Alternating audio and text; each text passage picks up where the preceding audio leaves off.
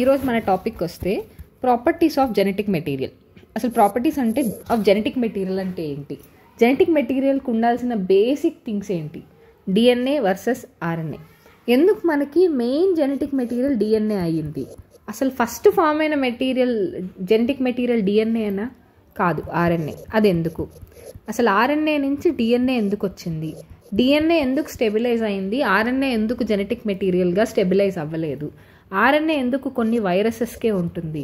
వాటి వల్ల actually వైరసెస్కి RNA ఉంటేనే మనకి ప్రాబ్లమాటిక్ అన్నమాట, ఆర్ఎన్ఏ జెనెటిక్ మెటీరియల్గా ఉండడం వల్ల. ఎందుకంటే ఆ వైరస్ అనేది చాలా ఫాస్ట్గా మ్యూటేట్ అయిపోగలదు. అదే డిఎన్ఏ జెనెటిక్ మెటీరియల్గా ఉంటే మ్యూటేషన్ అనేది చాలా స్లోగా అవుతుంది. కోవిడ్ కానీ హెచ్ఐవి కానీ ఇలా కొన్ని వైరస్లు ఆర్ఎన్ఏ జెనెటిక్ మెటీరియల్ ఉండడం వల్ల వాటి యొక్క వైరులెంట్ ఫీచర్స్ని చాలా ఎనార్మస్గా ఎగ్జిబిట్ చేస్తున్నాయి. సో ఫ్రమ్ ద ఫోర్గోయింగ్ డిస్కషన్ మనం చాలా clear, proteins versus DNA as genetic material. ఇంతకుముందు ఏంటి, ప్రోటీన్సా డిఎన్ఏనా జెనెటిక్ మెటీరియల్ అనేది. సో ఫైనల్గా హర్షీ అండ్ చేజ్ ఎక్స్పెరిమెంట్ని బట్టి అన్ఈక్వివోకల్ ప్రూఫ్ ఇచ్చేశారు వాళ్ళు, డిఎన్ఏనే జెనెటిక్ మెటీరియల్ అని.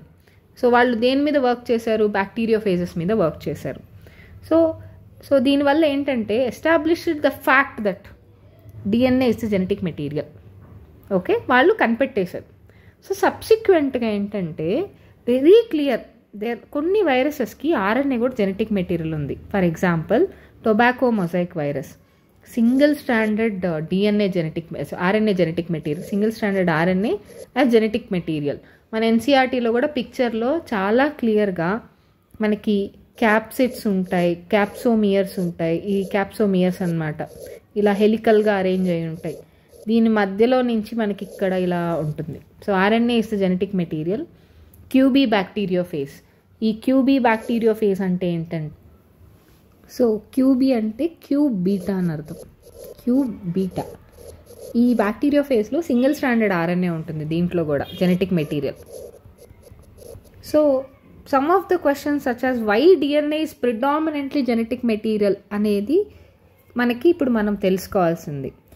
ఆర్ఎన్ఏ కూడా చాలా డైనమిక్ ఫంక్షన్స్ని వర్క్ చేస్తుంది. ఇప్పుడు మనకు తెలిసినంత వరకు 3 types ఆఫ్ ఆర్ఎన్ఏ. ఎంఆర్ఎన్ఏ, దీన్నే మనం మెసెంజర్ ఆర్ఎన్ఏ అంటాం. టీఆర్ఎన్ఏ, దీన్నే మనం అడాప్టర్ ఆర్ఎన్ఏ, సాల్యుబుల్ ఆర్ఎన్ఏ అంటాం. ఆర్ఆర్ఎన్ఏ, దీన్నే మనం కెటలైటిక్ ఆర్ఎన్ఏ అంటాం. ఇలా చాలా డైవర్సిఫైడ్ ఫంక్షన్స్ చేస్తున్నప్పుడు ఎందుకు ఆర్ఎన్ఏ జెనెటిక్ మెటీరియల్ కాకూడదు? సో డిఫరెన్స్ ఏంటి? కెమికల్ స్ట్రక్చర్లో 2 న్యూక్లిక్ యాసిడ్స్ మధ్యలో డిఫరెన్స్ ఏంటో చూద్దాం. సో ఇప్పుడు బేసిక్గా డిఎన్ఏ అండ్ ఆర్ఎన్ఏ తీసుకుందాం అనుకుందాం. First of all sugar main. డిఎన్ఏలో డిఆక్సీ రైబోస్, సెకండ్ కార్బన్ మీద ఆక్సిజన్ ఉండదు, ఇది రైబోస్. అలానే డిఎన్ఏలో థైమిన్ ఉంటుంది. థైమిన్ అంటే 5-methyl యురాసిల్, ఇది హైలీ స్టేబుల్, ఇందులో యురాసిల్ ఉంటుంది. యూజువల్గా DNA double standard, RNA single standard and stable, unstable. Catalysis చేసేస్తుంది కదా ఈజీగా. సో డిఎన్ఏ దాని రెప్లికాని జనరేట్ చేయగలదు, ఆర్ఎన్ఏ చేయలేదు, no. So DNA can able to replicate. మనకి ఎప్పుడు జెనెటిక్ మెటీరియల్ అనేది రెప్లికేట్ చేసి నెక్స్ట్ జనరేషన్స్కి తీసుకెళ్ళాలి. ఆర్ఎన్ఏ డైరెక్ట్గా రెప్లికేట్ చేయలేదు, ఇండైరెక్ట్గా చేయగలదు. అండ్ కెమికల్గా స్ట్రక్చరల్గా స్టేబుల్గా ఉండాలి. దానికి మెయిన్ థింగ్ థైమిన్. డిఎన్ఏకి థైమిన్ ఉంది, thymine structurally highly stable. And ఇంకొకటి ఏంటంటే డబుల్ స్టాండర్డ్ నేచర్ ఉండడం వల్ల డిఎన్ఏకి మనకి ప్రతి దగ్గర 20 ఆంగ్స్ట్రామ్స్ లెంత్ని మెయింటైన్ అవుతూ, డయామీటర్ని మెయింటైన్ చేస్తూ వస్తుంది. ఎందుకంటే ప్యూరైన్స్ will always pair with pyrimidines, మధ్యలో హైడ్రోజన్ బాండ్స్ ఉంటాయి మనకి. సో మ్యూటేషన్ అనేది చాలా స్లోగా జరుగుతుంది అండ్ ఫాస్ట్గా. మ్యూటేషన్ వల్ల మనకి ఎవల్యూషన్కి లీడ్ అవుతుంది. సో ఎవల్యూషన్ గ్రాడ్యువల్గా జరగాలి కాబట్టి డిఎన్ఏనే జెనెటిక్ మెటీరియల్ అయింది. సో దానికి అది ఎక్స్ప్రెస్ చేయాలి. ఎలా అంటే మెండల్ క్యారెక్టర్స్ లాగా, డామినెంటా రెసెసివా అలాగే ఎక్స్ప్రెస్ చేయగలగాలి. సో ఇవన్నీ ఫుల్ఫిల్ చేస్తుంది కాబట్టి DNA is the genetic material. If one examines each requirement, ఒక్కొక్క దాన్ని మనం ఎగ్జామిన్ చేస్తే because the rule of base pairing and complementaring. Usually double stranded అనేది యాంటీ ప్యారలల్. ఒకటి 3' to 5' ఉంటే ఇంకొకటి 5' to 3' ఉంటుంది. సో ఇవి anti parallel and not similar. రెండు సిమిలర్గా ఉండవు, యాంటీ ప్యారలల్గా ఉంటాయి, కాంప్లిమెంటరీగా ఉంటాయి. రెండు nucleic acids DNA and RNA ability to direct their duplications. రెండు కూడా డూప్లికేట్ అవ్వగలదు, ఇది కూడా డూప్లికేట్ అవ్వగలదు, రెప్లికేట్ అవ్వగలదు, కానీ DNA ద్వారానే అవ్వగలదు. సో అదర్ మాలిక్యూల్ ఏంటంటే ప్రోటీన్ అనేది ఇందులోంచి ఒక్క కేటగిరీ కూడా ఫుల్ఫిల్ చేయలేదు. సో కాబట్టి ప్రోటీన్ అసలు మనం లిస్ట్లోనే తీసుకోవట్లేదు. సో జెనెటిక్ మెటీరియల్ అనేది ఎప్పుడు చాలా స్టేబుల్గా ఉండాలన్నమాట. ఎందుకంటే డిఫరెంట్ స్టేజ్ ఆఫ్ లైఫ్ సైకిల్లో DNA స్టేబుల్గా లేకపోతే ఒక్కొక్క స్టేజ్ ఆఫ్ లైఫ్లో మనం మారిపోతూ ఉంటాం ఒక్కొక్కలాగా. ఏజ్ ప్రకారం, ఫిజియాలజీ ప్రకారం స్టెబిలిటీ అనేది జెనెటిక్ మెటీరియల్కి ఉండాల్సిన very important property. Griffith transforming ప్రిన్సిపల్లో ఏంటంటే itself that heat, when heat kill test పెట్టినప్పుడు అట్లీస్ట్ కొన్ని properties of genetic material destroy అవ్వలేదు అంటే అంత స్ట్రక్చరల్లీ స్టేబుల్గా ఉందని అర్థం. సో ఇప్పుడు మీకు ఈజీగా ఎక్స్ప్లెయిన్ చేయొచ్చు. డిఎన్ఏలో ఏంటంటే 2 స్ట్రాండెడ్ ఉంటుంది, డబల్ స్ట్రాండెడ్, కాంప్లిమెంటరీ, ఒకదానికొకటి కాంప్లిమెంటరీ. అంటే ఇటువైపు థైమిన్ ఉంటే అటువైపు అడినైన్, ఇటువైపు అడినైన్ ఉంటే అటువైపు థైమిన్. ఎప్పుడు ఒక ప్యూరిన్ ఒక పిరమిడిన్తోనే పేర్ అవుతుంది. ఫర్దర్గా ఇంకొకటి ఏంటంటే so complementary appropriate heating condition provide చేస్తే అవి రెండు సపరేట్ అవుతాయి. అదే మనకి పీసీఆర్లో పాలిమరేజ్ చైన్ రియాక్షన్లో ఏం చేస్తుంది, 95 degrees సెల్సియస్లో 2 strands of DNA first separate అవుతాయి. ఫర్దర్గా సెకండ్ కార్బన్లో OH గ్రూప్ ఉంటుంది RNAలో, అదే హైలీ రియాక్టివ్ గ్రూప్ అనమాట. అందుకే RNA చాలా లయబుల్గా ఉంటుంది, చాలా ఈజీగా రియాక్ట్ అయిపోగలదు అండ్ చాలా ఈజీగా డిగ్రేడ్ అయిపోగలదు. సో RNA వచ్చి క్యాటలైటిక్ ప్రాపర్టీకి చాలా ఇంపార్టెంట్, ఎందుకంటే రియాక్టివ్. దేర్ఫోర్ ఇప్పుడు ఏంటంటే DNA అనేది కెమికల్లీ లెస్ రియాక్టివ్ అండ్ స్ట్రక్చరల్గా చాలా స్టేబుల్ RNAతో కంపేర్ చేసుకుంటే. సో 2 న్యూక్లియోటైడ్స్తో కంపేర్ చేస్తే DNA అనేది చాలా బెటర్ జెనెటిక్ మెటీరియల్.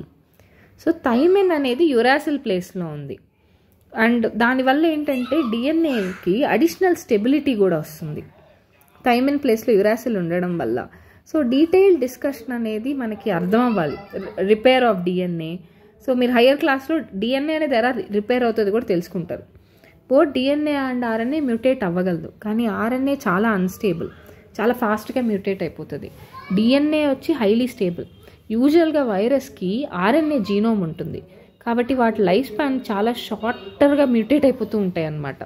ఫాస్టర్గా రకరకాల మ్యూటెంట్స్గా ఎవాల్వ్ అయిపోతుంటాయి. సో RNA అనేది డైరెక్ట్గా ప్రోటీన్కి కోడ్ చేస్తుంది, అంటే ఈజీగా దాన్ని ఎక్స్ప్రెస్ చేసేయగలదు. కానీ DNA అలా కాదు, DNA RNA తోటి ఎక్స్ప్రెస్ చేయిస్తుంది. అంటే DNA ఎక్స్ప్రెస్ అవ్వాలంటే RNA మీద డిపెండ్ అయి ఉంటుంది. సో ప్రోటీన్ సింథసిస్ మిషనరీ అనేది RNAని బట్టే డిపెండ్ అయ్యి ఉంది. సో మనము అందుకే జెనెటిక్ కోడ్ని RNAగా చెప్తాం. DNA అనేది జీన్స్, RNA అనేది జెనెటిక్ కోడ్.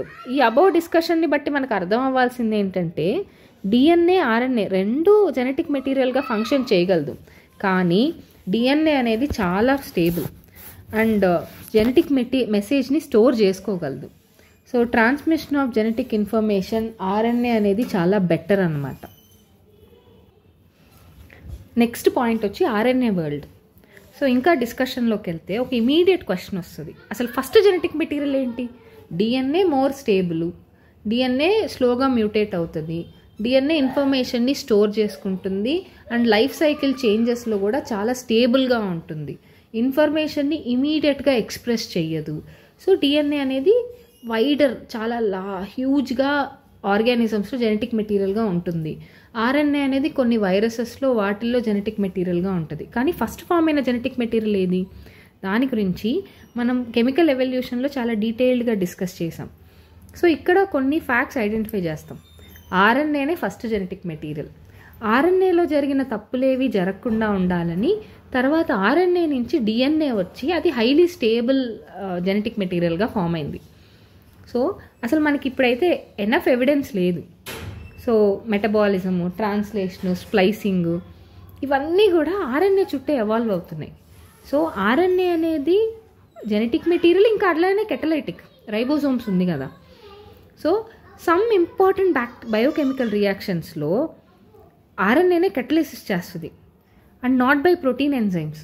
మెయిన్ ఎంఆర్ఎన్ఏ నుంచి ప్రోటీన్స్గా వచ్చేది మనకి రైబోజైమ్స్, అంటే ఆర్ఎన్ఏసే కదా. సో బట్ ఆర్ఎన్ఏ అనేది బీయింగ్ ఏ కెటలైటిక్ చాలా రియాక్టివ్ అండ్ హైలీ అన్స్టేబుల్. కానీ డిఎన్ఏ వచ్చి ఆర్ఎన్ఏ నుంచి ఎవాల్వ్ అయిపోయింది, కెమికల్ మోడిఫికేషన్స్ జరిగి. సో హైలీ స్టేబుల్ కాంపౌండ్ అయింది. సో డిఎన్ఏ అనేది డబుల్ స్టాండర్డ్. సో మనకి కాంప్లిమెంటరీ స్టాండ్ ఉంటుంది అనమాట.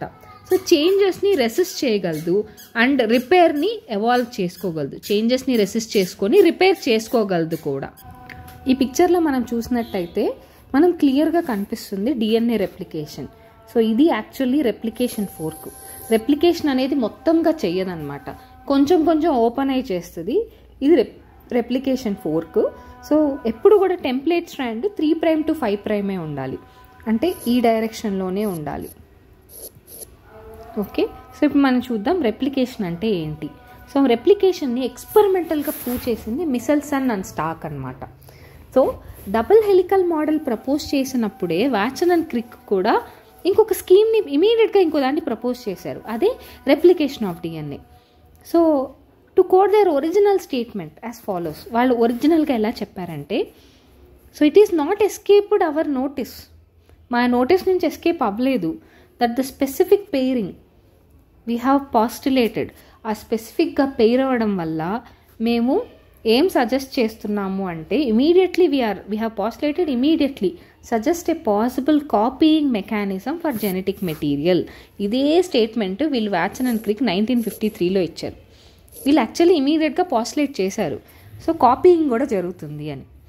సో ఈ స్కీమ్ వల్ల మనకేంటంటే 2 స్ట్రాండ్స్ సపరేట్ అయ్యి టెంప్లేట్గా యాక్ట్ చేస్తాయి కొత్త డిఎన్ఏ కాంప్లిమెంటరీ స్ట్రాండ్స్కి.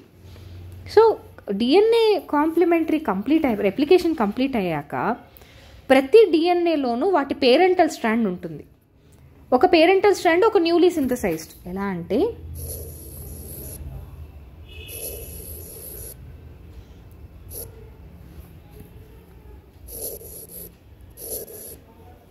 సో మీరు ఇక్కడ చూస్తే ఇది పేరెంటల్, ఇక్కడ కనిపిస్తుంది కదా, ఇది పేరెంటల్. ఇది రెప్లికేషన్లోకి వెళ్తే ఒక పేరెంటల్ ఒక న్యూలీ సింథసైజ్డ్. మనకు అర్థం అవడానికి డిఫరెంట్ కలర్స్లో ఇచ్చారు. సో ఈ pink colour parental, blue newly synthesised. Okay, so దీన్నే మనం ఏమంటామంటే semi conservative DNA replication. So ఇప్పుడు మనం ఏం ప్రూవ్ చేస్తున్నామంటే డిఎన్ఏ రెప్లికేషన్ అనేది సెమీ కన్జర్వేటివ్ ఎక్స్పెరిమెంటల్ ప్రూఫ్. ఇది దేంట్లో చూసారంటే ఈకోలైలో, అంటే హయ్యర్ ఆర్గానిజమ్స్, అండ్ తర్వాత హయ్యర్ ఆర్గానిజమ్స్లో కూడా ఇదే చూశారు, ప్లాంట్స్, హ్యూమన్ సెల్స్. సో సైంటిస్టుల పేరు ఏంటంటే మాథ్యూ మిసెల్సన్ అండ్ ఫ్రాంక్లిన్ స్టాల్. వీళ్ళు ఎక్స్పెరిమెంట్స్ 1958లో పర్ఫామ్ చేశారు. వీళ్ళు ఏం చేశారంటే 2 మీడియమ్స్ తీసుకున్నారు. ఒక మీడియంలో ఈకోలైని N14, ఇది heavy isotope, radio active isotope కాదు, N15H4Cl, N15H4Cl, ఇది హెవీ ఐసోటోప్ అనమాట. N15 అనేది ఇంకొకసారి N15H4Cl. సో N15 అనేది heavy isotope. So are only nitrogen source. మనకి నైట్రోజనస్ బేస్లోనే నైట్రోజన్ ఉంటుంది, బట్ మెనీ జనరేషన్స్. రిజల్టెంట్ ఏంటంటే ఆ కొత్తగా ఫామ్ అయిన వాటిల్లో అన్నిట్లో మనకి 2 స్ట్రాండ్స్లోనే N15 ఉన్నాయి. ఓకే, సో ఇప్పుడు మన పిక్చర్లో చూస్తే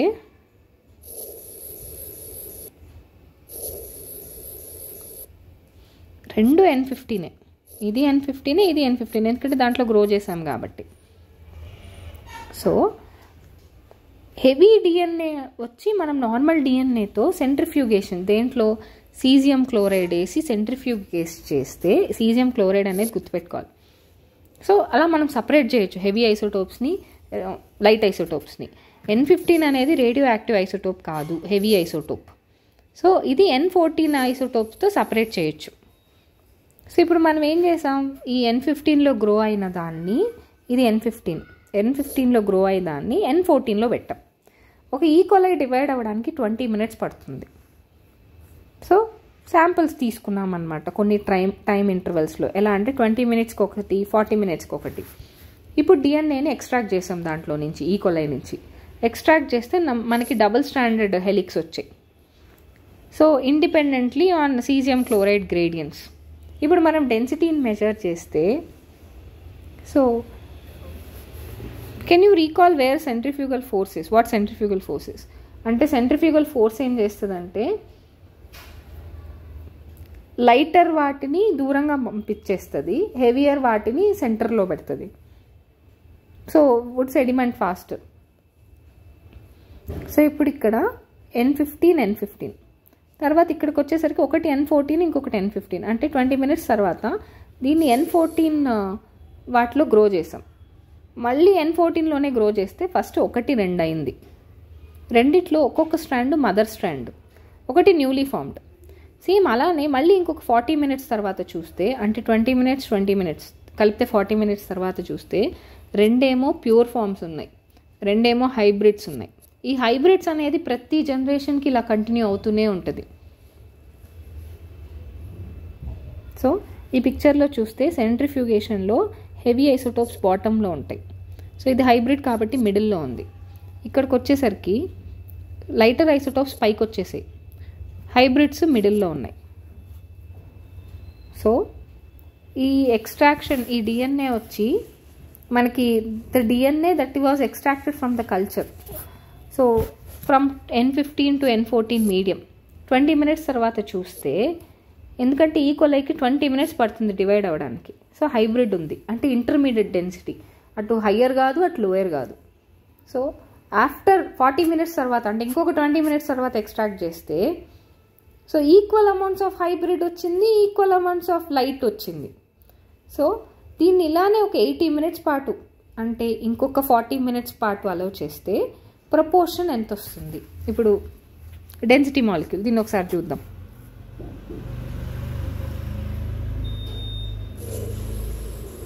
ఫస్ట్ ఇది N15, రెండు N15 అనమాట, ఇది కూడా N15. దాని తర్వాత ఫస్ట్ 20 minutes, సో ఇది 2 అవుతుంది. ఒక పేరెంటల్, ఒక లైట్.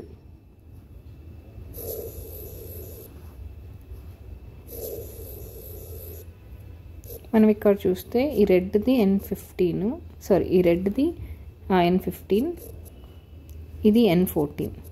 సో ఇది హైబ్రిడ్. ఓకే, సో ఇంకొక 20 minutes, అంటే 40 minutes తర్వాత చూస్తే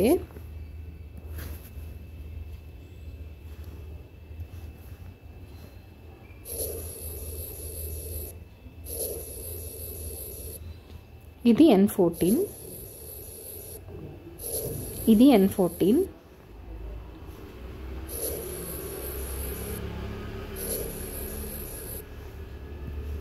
ఇవి హైబ్రిడ్స్. అంటే 2 హైబ్రిడ్స్, 2 ప్యూర్ ఫార్మ్స్ వచ్చాయి. ఇప్పుడు మనం ఏం చేసాం, ఇంకొక 20 minutes, అంటే 60 minutes తర్వాత చూస్తే మనకి ఈ 4 కాస్త 8 అవుతుంది. 8లో 2 హైబ్రిడ్స్ అలానే ఉంటాయి, 6 N14లో వస్తాయి, ప్యూర్ ఫార్మ్ ఆఫ్ N14లో వస్తాయి. అదే ఇంకొక 80 minutes తర్వాత, ఇంకొక 20 minutes తర్వాత, అంటే 80 minutes తర్వాత చూస్తే 8 కాస్త 16 అవుతుంది. 16లో 2 హైబ్రిడ్స్ అలానే ఉంటాయి, 14 N14 ఉంటాయి. Okay, so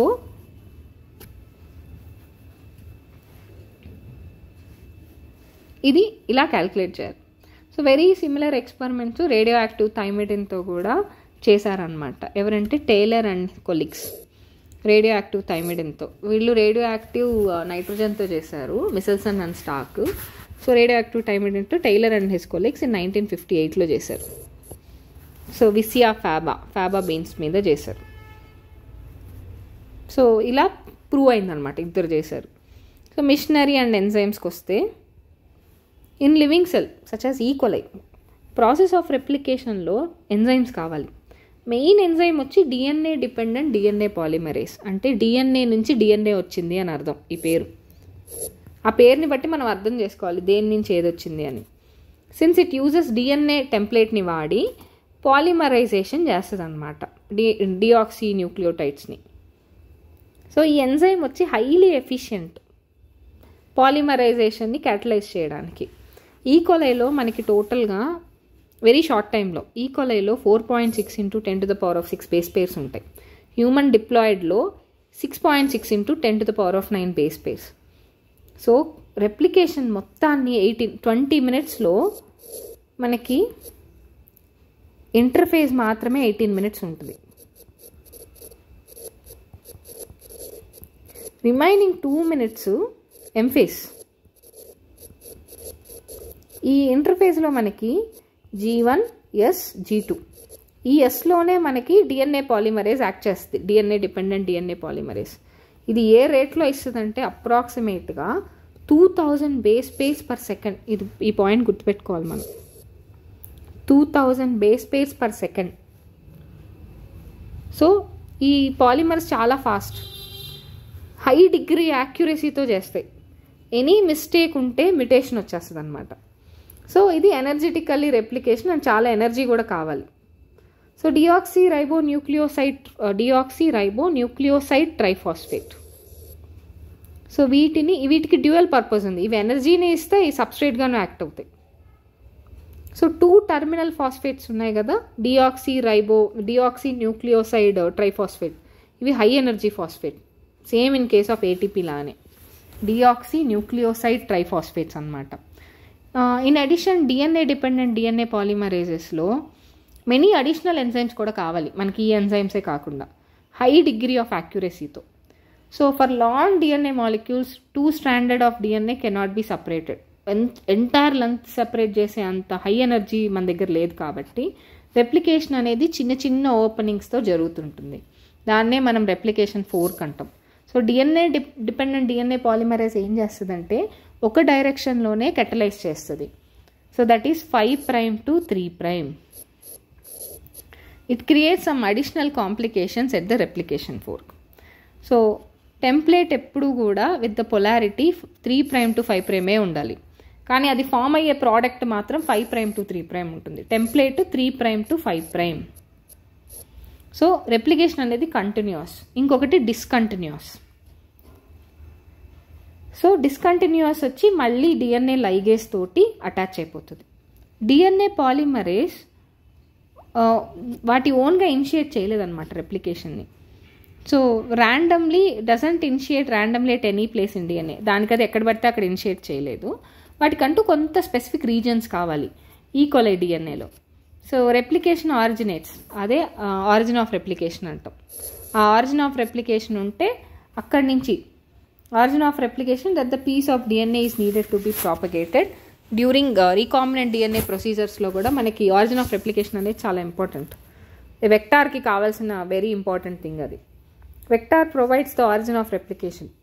further not every detail of replication is understood well. మనకి ప్రతి డీటెయిలింగ్ ఆఫ్ రెప్లికేషన్ అంత బాగా అర్థం అవ్వకపోవచ్చు.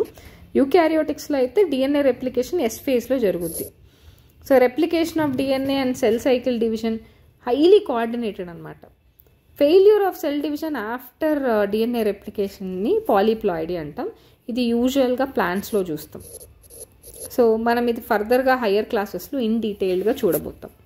ఇంకొకటి మోస్ట్ ఆస్క్డ్ క్వశ్చన్ ఏంటంటే టెంప్లేట్ ఎప్పుడు కూడా 3' to 5' ఉండాలి, ప్రోడక్ట్ ఎప్పుడు కూడా 5' to 3' ఉండాలి.